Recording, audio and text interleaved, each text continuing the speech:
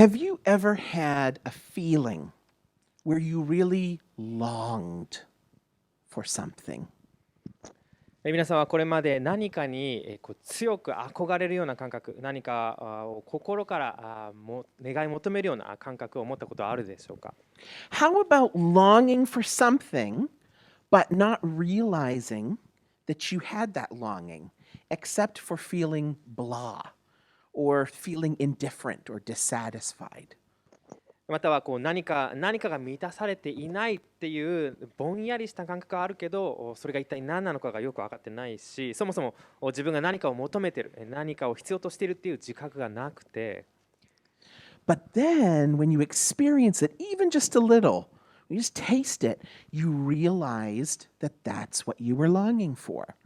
でも実際にそれを少し体験してみると、自分はこれを求めてたんだって気づく、そんなことってないでしょうか？ I have had that experience many times. ジョエルさんは何度もそういう経験があると言います。And I would also say that we have experienced that together as a church family on some level over the past few weeks, both at the retreat and in our times of worship this past Sunday. もしかしたら皆さんの中にもこの間ね、4年ぶりに開くことができた収容会でだったり、先週の日曜礼拝の中でこの似たような感覚を味わったという方がおられるんじゃないかと思います。I long for all of us to go deeper with Jesus. 私は私たちみんながイエス様ともっと深くつながっていくことを切に願っています。I long for us to be awakened to the amazing goodness of His grace. 霊的にしっかりと目を覚まして神様の恵みがどれほど素晴らしいものかを忘れずにいることを願っています。And for us to fall in love with Jesus so much that we hunger to worship Him and thank Him with our entire being. そしてイエス様を心から慕い求めるようになって、すべてを尽くして主に感謝し、主を礼拝することに私たちが上乾くようになることを切に願っています。And for us to do that together, every chance we can get. そしてそれをね、ぜひ一緒にやっていきたいと思っています。I am struck by God's heart, by God's longing to save us. 私たちのことを救いたいと願ってくださる神様の心、神様のその切なる願いに私は心を打たれます。I'm struck by God's desire to be in relationship with us and that God acts through that desire through Jesus. 私たちと関係を持ちたいと神様が切に願ってくださり、イエス様を通してそれを実際に実行してくださっていることに心を打たれます。Now, the Apostle John, who is a beloved friend and disciple of Jesus, also has a longing. He longs for us to see Jesus clearly and to know him. イエスに愛された友であり、また弟子であった使徒ヨハネ、このヨハネの福音書を書いたヨハネは、私たちがイエス様と出会うこと、そしてイエス様を知るようになることを切に願っています。He begs us to wake up. ヨハネは私たちに霊的に目を覚ましてほしいと願っています。And he invites us on a journey with Jesus through his gospel. そして彼が書き残した福音書を通してイエス様との旅に加わるようにと招いています。It's because in walking daily with Jesus that we can see, know, and be changed by his heart and his love. なぜなら私たちは日々、イエス様と一緒に歩んでいくことでイエス様の心だったりイエス様のその愛を知ってそれを体験してそしてそれによって変えられていくからです。And John shares an encounter in chapter 4, verses 1 to 45, of another person who has a deep longing. ヨハネは福音書の4章の1節から45節で何か深い願いを持ったもう一人の人物について記しています。And interestingly, she doesn't even realize what that is at first. その女性も初めは自分ではそのことに気づいていませんでした。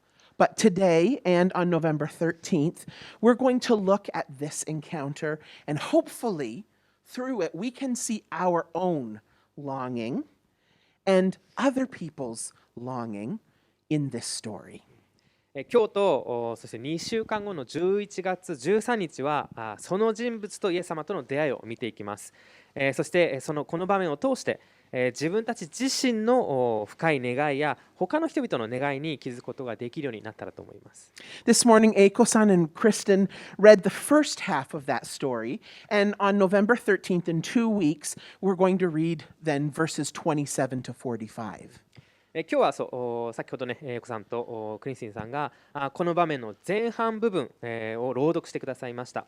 11月13日の礼拝で残りの後半の27節から45節が朗読されます。But we are going to cover this whole story in both messages today and next time. ただ聖書朗読の箇所は今日が前半部分、次回が後半部分というふうに分かれますが、今回も次回もどちらもこのストーリー全体からのメッセージになります。So I want to invite you, open up your Bibles or open up your app to that passage on your phone, your iPad, or whatever, and keep it open. And I want to invite you to keep rereading this story over the next 2 weeks. ぜひね、今日一緒に聖書を開いて、携帯でも本の聖書でも一緒に開いてメッセージを聞いていただけたらと思います。そして2週間先の第2回のメッセージの時までもこの話忘れないように、何回か各自で読んでみてもらえたらと思います。This is an amazing story. It really is. And it's one of my favorite encounters that John records in his gospel. この話は本当に素晴らしい話で、ジョエルさんにとってはヨハネの福音書の中でもお気に入りの場面だと言います。A Samaritan woman encounters Jesus at a well. あるサマリアの女性が井戸のところでイエス様と出会います。John gives us the background of how and why this encounter occurred in verses 1 to 7. 4章のこの最初1節から7節でヨハネはこの出会いがなぜどのようにして起こったのかを説明してくれています。Then in verses 8 to 26, Jesus and this woman have a conversation back and forth. そして続く8節から26節にイエス様とこの女性の会話のやり取りがあって、And then the disciples enter back into the story in verse 27, and they're surprised by this encounter. 27節あたりで弟子たちが登場しますが、そこで弟子たちはイエス様とこの女性との出会いにとても驚いています。And they see this woman going back to her town and inviting everyone to meet Jesus. そしてイエス様と出会ったこの女性は自分の町に急いで帰っていって町のみんなにイエス様のことを知らせます。And then a bunch of people believe in Jesus and begin following him by the end of verse 45. でこの場面の最後45節ではこの町の多くの人がイエス様を信じてついていくようになったと書いてあります。Just sounds like every other encounter we've learned about already in our sermon series, right? イエス様と出会ってイエス様によって変えられて、そして他の人々にイエス様のことを伝えに行くっていうこの流れはこれまで見てきた他の人物とよく似ています。Except in this story, there are 3 different levels of conflict. ただ今日の話はパッと読んだだけではわからないんですが、その話の裏に3つの対立関係があります。And Hiro will touch on some of this in the next message too. But it's important for all of us to understand these 3 levels of conflict in this encounter so that we can experience the same kind of life-changing grace that this woman did. 次回のメッセージの中でも少し触れますが、この場面を読むときにその裏にあるこの3つの対立関係を理解することはとても重要で、それが分かるとこの女性が味わった恵みがどれほど大きなものだったかがよりリアルになるかと思います。So simply, those 3 levels of conflict are these. その3つの対立関係は簡潔に言えば Number 1, man versus woman. 1つ目は男性 vs 男性対女性。Number 2, righteous or holy versus sinful. 2つ目は正しく、聖なる清いもの vs 罪深いもの。And number 3, Jew versus Samaritan. そして3つ目がユダヤ人対サマリア人です。Okay, number 1, Jesus is a man, and this Samaritan is a woman. まず1つ目、男性対女性についてです。イエス様はご覧の通り男性で、このサマリア人は女性でした。I don't know if you've realized this before, even if you've heard this story many times, but in fact, John reveals the cultural attitude towards women in that day by the very fact that he doesn't even give her the basic respect of sharing her name. 実際この福音書を書いたヨハネの書き方にも当時の文化や社会の中で女性がどれほど低い身分で扱われていたかが現れています。この女性、名前すら出てこないんです。Her name isn't Samaritan Woman. サマリアの女は彼女の名前ではありません。Okay, that's what she is, that's not who she is. それは彼女がどういう人物かであって、誰であるかではありません。But John doesn't tell us her name. ヨハネは彼女の名前を明らかにしていないんです。And also in that time, a man and a woman in those days would never enter into a conversation if they were alone, if they were not either married or related in some way. またこの当時の文化や社会では、夫婦または親戚関係でない限りは、男女が2人きりでいるときは気軽に会話をする、いやみたいな会話をするなんてことはなかったんです。So that's at least one of the reasons why she is so shocked in verse 8 when Jesus talks to her.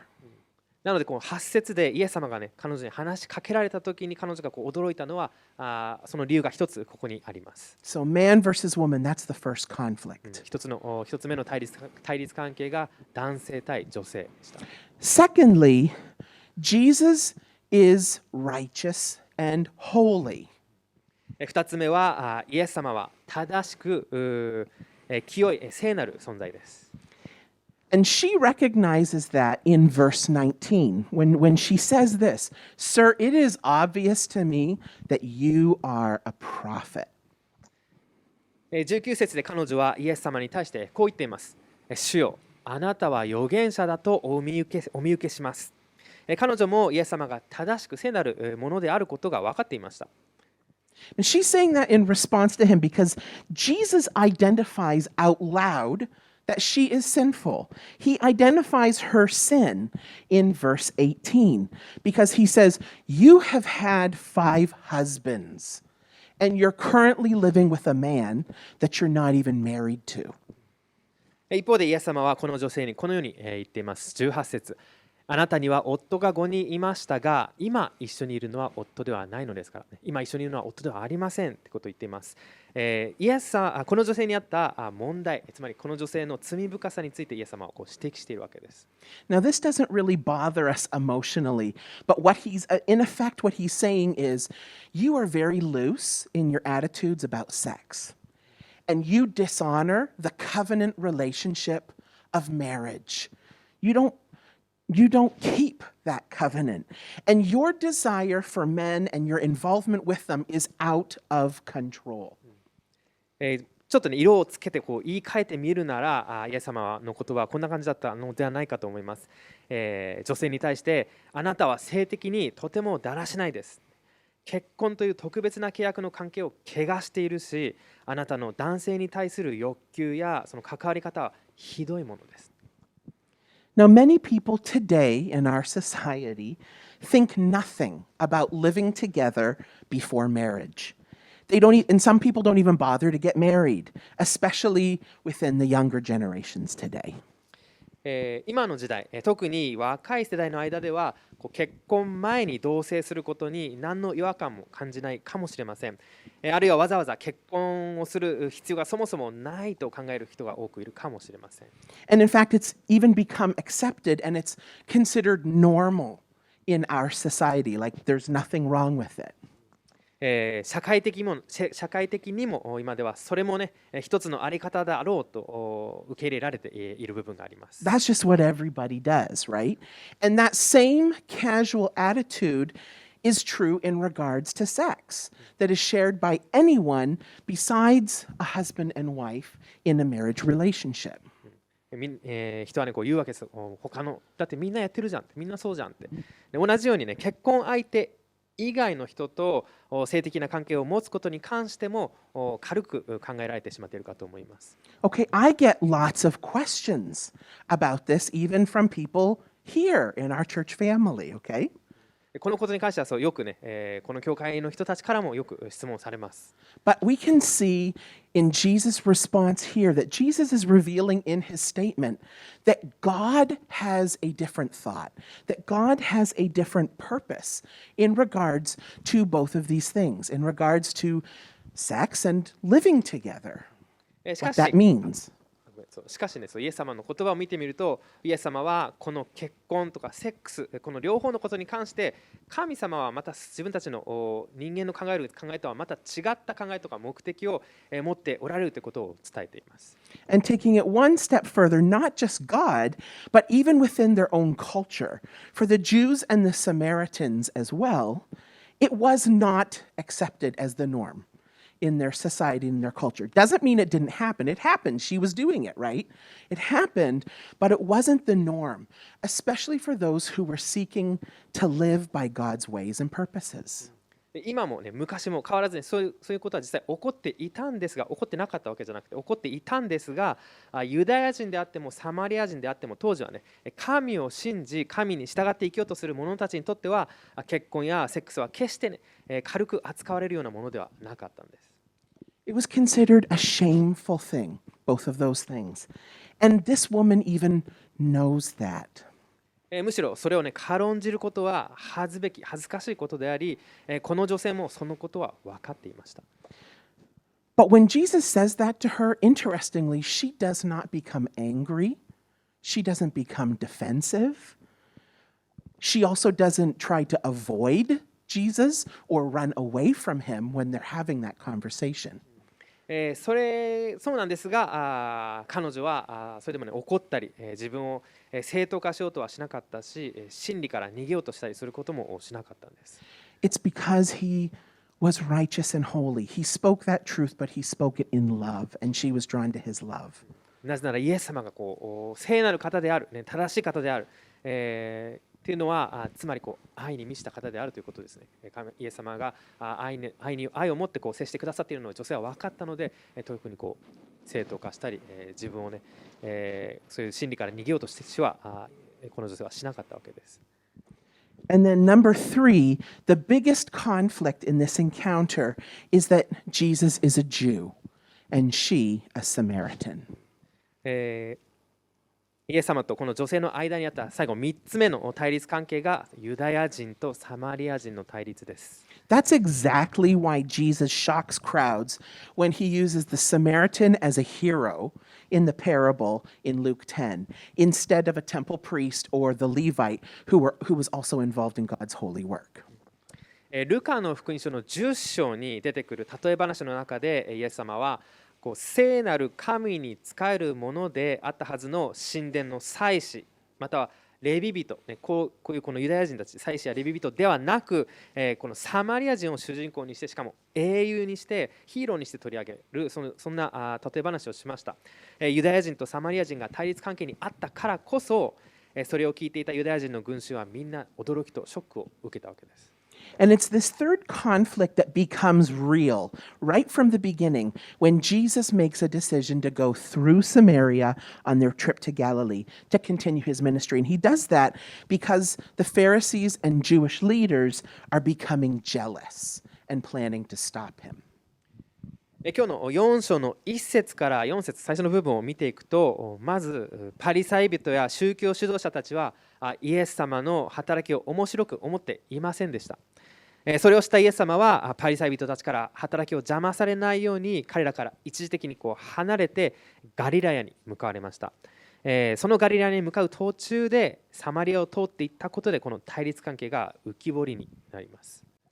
John introduces this conflict in verse 4 because he says this was a trip that would take them through Samaria. 4節を見るとこうあります。しかし、サマリアを通って行かなければならなかった。Through Samaria.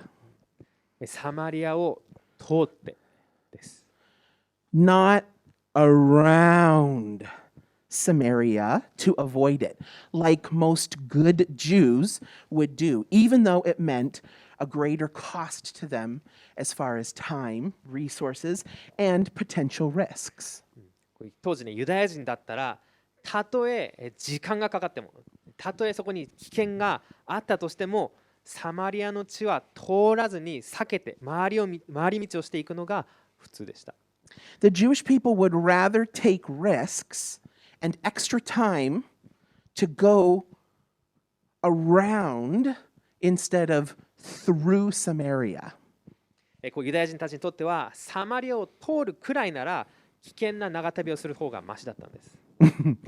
But no, Jesus decides to go through Samaria. しかしイエス様はそのサマリアを通っていくことにしたんです。Now, to the Jews, the main problem is that right smack in the middle of Judea and Galilee, where the Jews are, is the region of Samaria. ここで問題だったのはこのサマリアという地域がユダヤ人が住んでいたユダヤ地方とガリレア地方のちょうど間に挟まれていたことでした。Now, unfortunately, I couldn't find in Japanese. I think the English map shows a better picture because you can see in color. Judea and Galilee up there, that's where the Jews are. And Samaria, that big blue section, is where the Samaritans are. そうですね、英語の方が色付きで分かりやすいと思います。上の黄色部分がガラリア、下がジュディア、オレンジ部分、ユダヤですね、オレンジの部分、その間に青い部分、これがサマリアになるので、ガリラに向かうには、エルサレムかガリラに向かうにはサマリアを通るか回り道するかっていう選択しかなかったんですね。The Jews and the Samaritans hate each other. ユダヤ人とサマリア人はお互いに憎しみ合っていました。And remember, John is one of the 12 apostles. So in writing this, he's even sharing a struggle that he himself faced at that moment, a conflict that Jesus was intentionally challenging his disciples to face. この福音書を書いたヨハネはイエス様の十二弟子の一人でした。イエス様のすぐそばにいた者として、イエス様の言葉や行いにヨハネ自身も、ユダヤ人として戸惑ったり、葛藤していただろうと思います。Jesus' disciples think that their beloved teacher has lost his mind. おそらくイエスの弟子たちは愛する先生の頭がおかしくなってしまったと思ったはずです。This is unbelievable. 先生、嘘でしょ。So what really is the problem? このユダヤ人とサマリア人の対立の原因は一体何だったんでしょうか。Many of us may not understand it well, whether it's because we're new Christians or even we've heard it, but we don't really know the reason behind it. クリスチャンになって間もない方だったり、またユダヤ人とサマリア人が憎しみ合ってるっていう事実はなんか聞いたことあったけど、それを深く理解している人はもしかしたらあまり多くないのかもしれません。Now, if you remember from last week, Nakajima Sensei skillfully but simply explained about Israel's identity and history. 先週の礼拝の中で中島先生がイスラエルの歴史についてすごくうまくかつ簡潔にまとめてくださいましたが、皆さん覚えているでしょうか。 How it was originally all just one kingdom, but then it splits into two, right? The northern kingdom of Israel and the southern kingdom of Judea. このイスラエルはもともと一つの国、一つの王国でした。しかし後に北のイスラエルと南のユダ王国、この南北2つに分裂してしまうわけです。When the northern kingdom ignores their covenant relationship with God and forgets God's promises to them, they turn away from worshiping the one true God to worshiping idols and other gods instead. まずは北のイスラエル王国が次第に神の約束を忘れ、神様との契約の関係を無視し始めます。そして唯一の誠の神を礼拝する代わりにいろんな偶像や他の神々を拝むようになっていきます。So the nation of Assyria attacks and conquers them and they are destroyed. そしてついにね、アッシリアっていうね、帝国、大きな国に攻め込まれて、この北イスラエル王国は滅亡するんです。And it's from the northern kingdom that these Samaritans come from and begin as a people group. このサマリア人はその北のイスラエル王国の人々をルーツに持つ民族です。The Jews or the Judeans are primarily in the south, in the southern kingdom.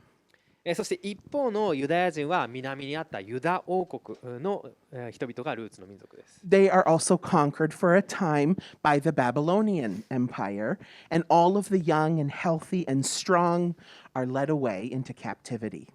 この南にあったユダ王国も、ね、北が滅びた後、少し後になって、新バビロニア帝国という国に征服されてしまって、健康で、丈夫な若者たちはみんな、ね、バビロニアの地に連れて行かれてしまいました。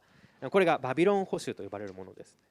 But even worse, their precious temple was destroyed. そして彼らがとても、ね、大切にしていた彼らのアイデンティティでもあった神殿までもが壊されてしまったんです。That temple had been built by their third king, Solomon, son of David, in the city of Jerusalem, while they were still one united kingdom. イスラエルがまだ一つの王国だった時の最初の王様がサウル、2番目がダビデ王、そして3番目がダビデの息子のソロモン。この壊されてしまった神殿はこのソロモン王によってエルサレムの町に建てられたものでした。And the temple is the symbol of God's presence dwelling with God's chosen people. 神殿は神に選ばれた民にとってはいつも神が共におられるということの象徴でした。It's a constant reminder and sign of the fulfillment of God's promise to them. またはそれは神殿というのは神の約束は必ず実現するということをいつもその神のために思い起こさせるための印でもありました。It's where they go and meet and worship God together, and where they confess their sin by offering sacrifices to express their repentance and to seek forgiveness, and also to give offerings of thanksgiving and acknowledge God's glory. 神殿は彼らが神に会うために共に集って礼拝をする場所であり、また悔い改めて許しを求めるために生贄を捧げて罪を告白するそういう場所でもあり、また感謝の捧げ物を捧げて神の栄光を知る場所でもありました。So the temple and Jerusalem, the city where it's located, is what the Jewish people consider the heart of their identity, their faith in God, and their treasure as a nation. 神殿とその神殿のあるエルサレムの地はユダヤ人たちにとっては自分たちのアイデンティティそのものであり、神に対する信仰の中心であり、またイスラエルの国の宝だったんです。And as Jeremiah prophesies, it's after 70 years of captivity that God surprises them, his chosen people, by using a Gentile, a foreigner, King Cyrus of Persia, to allow them to return under the leadership of Ezra, which we read last week, and Nehemiah, to rebuild the city of Jerusalem and their precious temple. 先週の中島先生のメッセージは旧約聖書のエズラ記の1章1節から3節からでした。また中島先生のメッセージの中にもあったようにエレミヤ書の29節にある予言の通り、神の民は70年間の捕囚に遭いました。そしてその後に神は神の民でない異邦人であるペルシャ帝国の王様キュロスを通して働かれました。キュロス王は神の民がイスラエルの地にまた戻ってきてエルサレムの町とその大切な神殿を再建することを許可しました。その時のイスラエルの指導者がエズラ、そしてネヘミヤ、このエズラ記とネヘミヤ記にそれが書いてあります。So these two people groups are actually one in origin, that being the chosen people of God. なのでこのユダヤ人とサマリア人はもともとは神に選ばれた一つの民だったんです。But their history and their development and their identity diverges when they split into two kingdoms. しかしイスラエルという国、一つの国が南北二つの国に分裂したことで、その後の歴史とかアイデンティティといったものがそれぞれ別々の民族になっていったわけです。I would say in the best of times, they disagree strongly in their understanding and in their practices. ユダヤ人とサマリア人はその関係が一番いい状態だった時でもお互いの考えや習慣について強く反対し合っていました。But in the worst of times, they hate, and I mean hate each other and avoid each other, and they even attack each other. 一番いい状態であった時でさえも、反対し合っていたので、最悪、その関係が最悪だった時にはお互いに、憎しみ合って、またお互いに避けて、また攻撃的になることすらあったといいます。The Jews call the Samaritans dogs. ユダヤ人たちはサマリア人のことを犬と呼んでいたといいます。That is a big insult in both of their cultures. これはどちらの文化においてもとても侮辱的な意味があったといいます。Okay, it's not like Japan, where we say, kawaii. Okay, it's not that you have a cute puppy dog face, or it's not like America where it's like, oh, yay, my faithful companion. It's not that image. 日本では犬といえばワンちゃんみたいで可愛いねみたいな扱い方がしたり、英語圏では犬は忠実な仲間というポジティブなイメージがあります。To the Jews and to the Samaritans, dogs are wild, dirty, God-forsaken animals. しかしユダヤ人にとってもサマリア人にとっても犬っていうのは野蛮で汚くて神に見捨てられた動物っていう最悪のイメージがあったようです。So the Samaritans were lost, okay? They were hopeless. They were considered lost by the Jews for two reasons. なのでサマリア人はユダヤ人たちから犬と呼ばれ、そしてもう失われたものだというふうに見られていたといいます。2つ理由があります。First, they rejected their covenant relationship with God, which led to their destruction by Assyria. 一つはサマリア人がかつて神様との契約の関係を捨てて、それによってアッシリアに滅ぼされたということ。And second, their unique identity as the chosen people is destroyed through intermarriage, which was forbidden to Israel by God. そしてもう一つは神に選ばれた民としての特別で純粋なアイデンティティが異邦人や異教徒との結婚によって崩されてしまったことです。That intermarriage would ruin their culture, their values, their society, their faith, and their observance of the law as the other culture would come in and influence and take them away from God's heart. 神の民としての彼らの文化や価値観、社会、立法、そして信仰をそれらすべてを純粋なものとして保つために異邦人や異教徒との結婚は神によって禁じられていたことでした。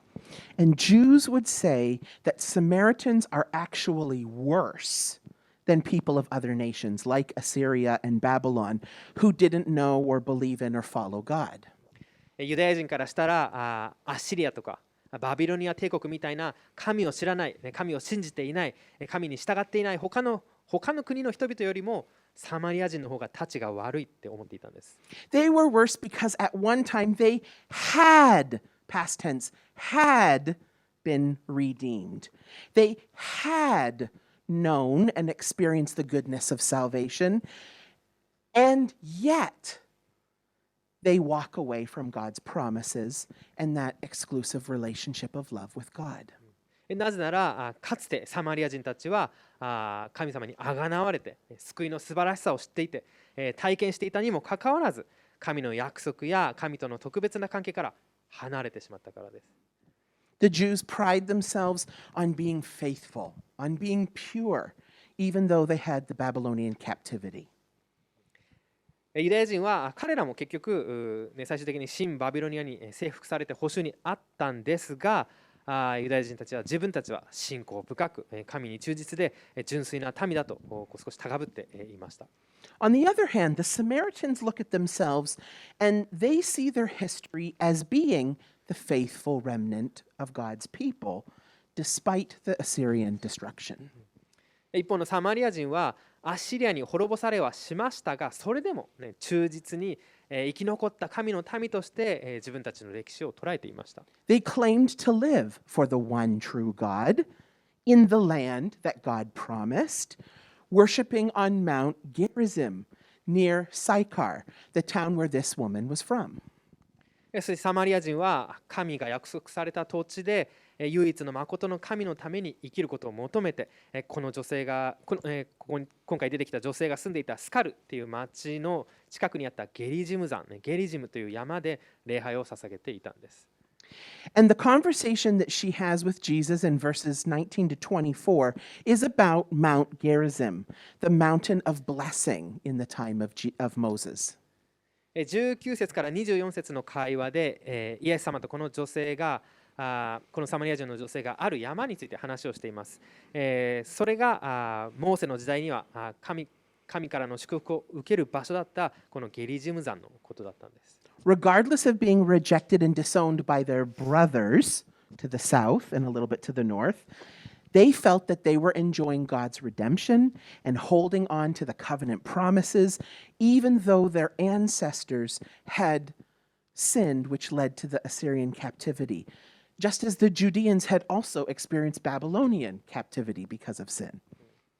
サマリア人はもともとは同じ一つの民だったユダヤ人、兄弟のようなユダヤ人から拒絶され関係を切られてしまっていました。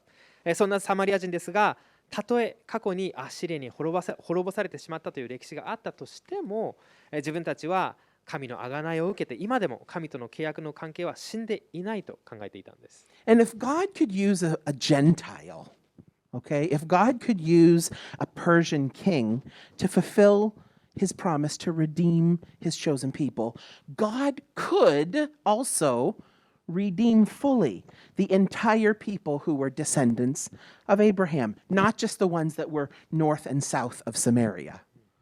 そして神が異邦人だったペルシャ帝国の王を用いて神の民をあがない出し、約束を守ってくださったのと同じように、アブラハムの子孫の一部だけじゃなくて、そのすべてをあがなってくださる。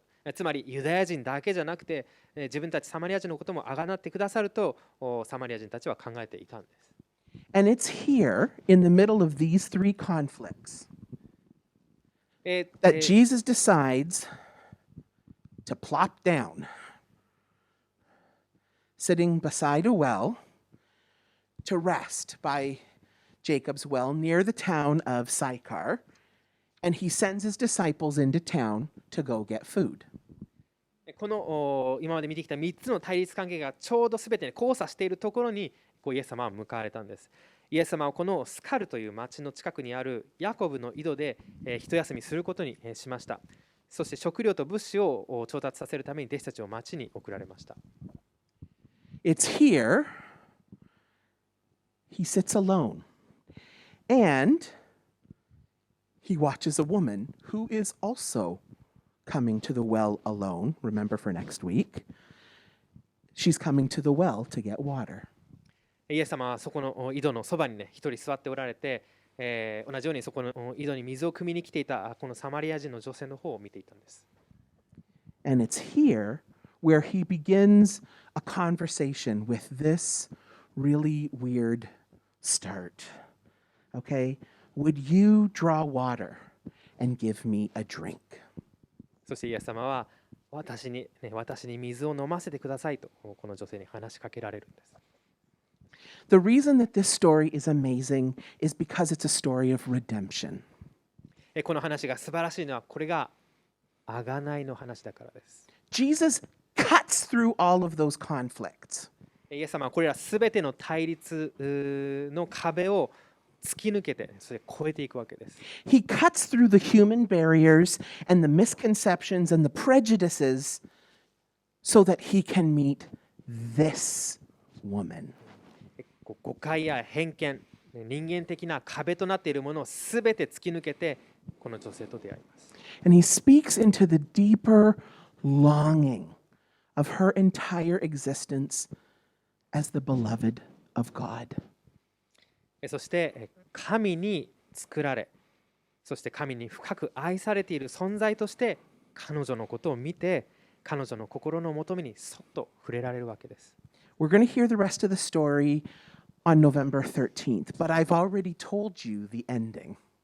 この場面の話の後半はまた改めて11月13日に朗読されますが、その後半の内容は先ほどもお話した通りです。She runs back into town, tells others about this Jesus, and then brings them out to meet him, and they also believe and begin to follow him. このサマリア人の女性はイエス様と出会って、そして、自分の町まで急いで帰っていって、町の人々にイエス様のことを知らせます。それを聞いた町の人々はイエス様に会いに行って、そしてイエス様を信じてイエス様に従うようになるんです。So take a moment to think, really think about the impact of that life-changing encounter, not just for her, but also for her fellow citizens who are living in Sychar.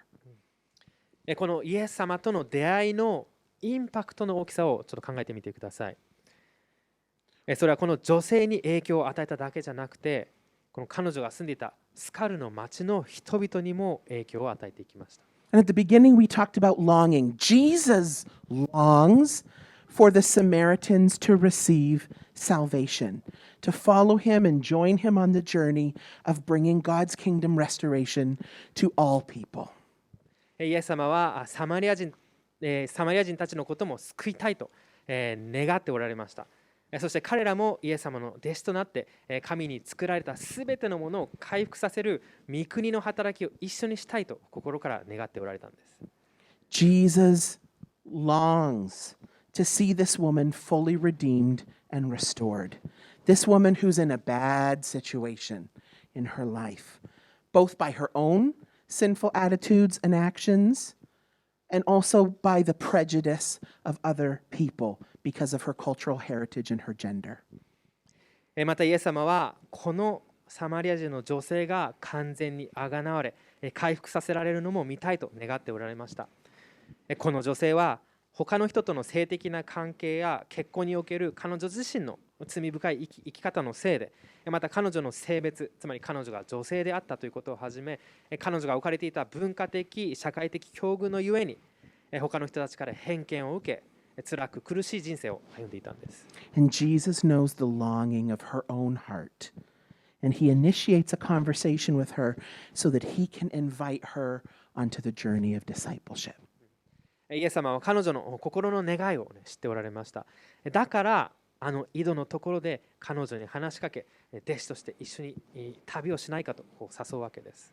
We've been talking about unlikely people. Jesus picks the most unlikely person, a woman with a messy, sinful life from Samaria. イエス様は一番ありえないような人物を弟子に選ばれました。罪深い人生を歩んでいたサマリア人の女性です。And through the grace and redemption she receives, he also uses her life to make many more disciples. しかし恵みによって、彼女をあがない回復させて、そして新たに変えられたその彼女を通してさらに多くの人々を弟子にしたんです。This woman is an amazing evangelist. 彼女は素晴らしい伝道者だと言えると思います。Hero's going to focus next week on their conversation and also about how her misdirected longings to other things, how she misdirected her longings to other things, just like Nicodemus had done, even though what they directed that is different. 2週間後のメッセージでは今度は2人のイエス様とこのサマリアの女性の会話の内容によりフォーカスを当てて見ていきたいと思います。But Nicodemus, the old righteous Pharisee Jew, okay, and the Samaritan woman, the lowly, sinful Samaritan woman, even though they appear very different, they're not so different in their response to their encounter with Jesus. 9月に取り上げたニコデモと今回のサマリア人の女性、この2人はね、あらゆる点において全く異なる人物ですが、イエス様と出会った後の反応はあまり違いがありません。Both of them experience God's love in a life-changing way through Jesus. ニコデモもこのサマリアの女性もイエス様を通して神の愛に触れて人生が大きく変えられました。This Jesus who can see past all the details, all the conflicts and barriers, all of the history, and even beyond all of their sin, to help them to see that they are the beloved of God. イエス様は関係の対立や壁、歴史、罪深さ、そういったすべてのものを超えて見てくださり、自分は神に深く愛されているものなんだって彼ら自身が気づくことができるように助けてくださいました。This Jesus who longs to save them and to bring them back to a redeemed life. イエス様は彼らのことを救いたい。彼らがあがなわれて回復させられた人生を歩んでほしいと心から願っています。Both of them find and fill their deepest longing through Jesus. ニコデモもサマリア人の女性も彼らが心の一番奥深くで願い求めていたものがイエス様によって満たされたんです。So how about you and me? 私たちはどうでしょう？ What are we most longing for? 私たちが一番願い求めているものは何でしょう？ What about the people in our city? 私たちが住んでいる町の人々はどうでしょうか？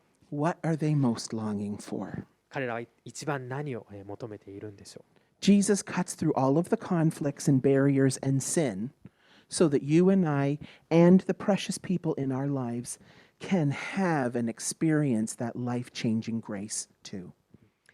イエス様は私たちがまた私たちの愛する人々がそしてすべての人が神の驚くべき恵みを知って味わうことができるように複雑な対立関係とか壁とか罪とかそういったすべてのものを突き抜けてすべてのものを超えて私たちのところに会いに来てくださっています。He's inviting us on the journey and he longs for us to bring those we love to him as well.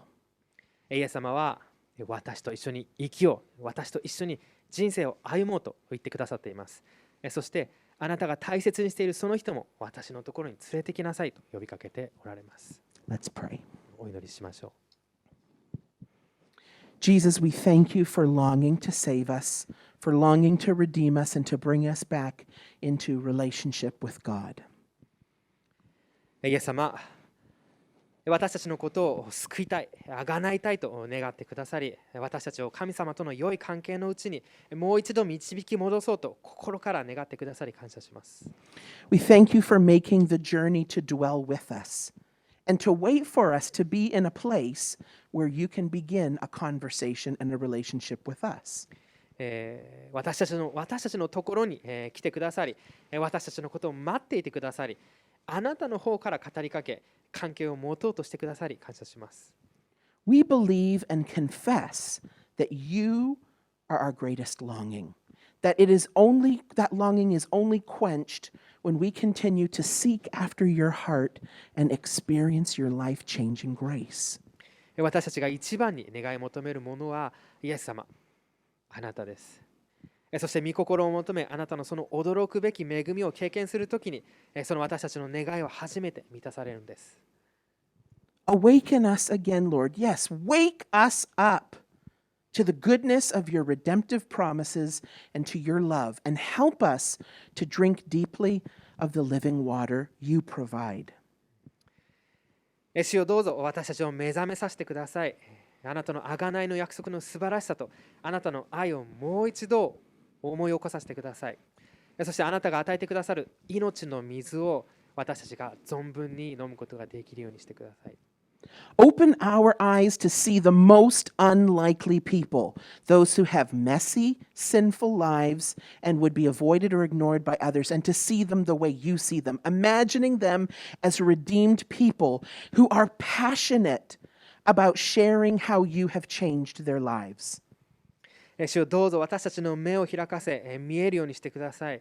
そしてボロボロの罪深い人生を歩んでいるような人や、他の人から無視され、避けられているような人、そういうこの人は一番ありえないと思えるような人々のことを私たちが見ることができるように助けてください。そして彼らが主によってあがなわれ、回復させられ、主がどれほど素晴らしいお方か、主によって自分はどんなふうに変えられたのかを喜んで証しする、その彼らのその姿を、そのビジョンを見ることができるようにしてください。Help us to believe that you can do it. in their lives and cast off any fear or hesitation that we have to share the gospel of Christ with them. 主よ、あなたなら彼らの人生に働きかけ、それを実現させることが可能であると私たちが信じることができるように助けてください。彼らに福音を分かち合うこと、それを私たちが恐れたりためらったりしてしまうなら、その恐れやためらいをどうぞ取り去ってください。And grow in us a faithful expectation that you will work powerfully this week, that we will seek that out and be surprised in a good way by the testimony that you give us to share. 今週はあなたが力強く働いてくださることを信じ、そして期待して、そのあなたの驚くべき御業を証ししていくことができますように。We pray this in the name of Jesus. 私たちの主イエス様の皆でお祈りします。Amen.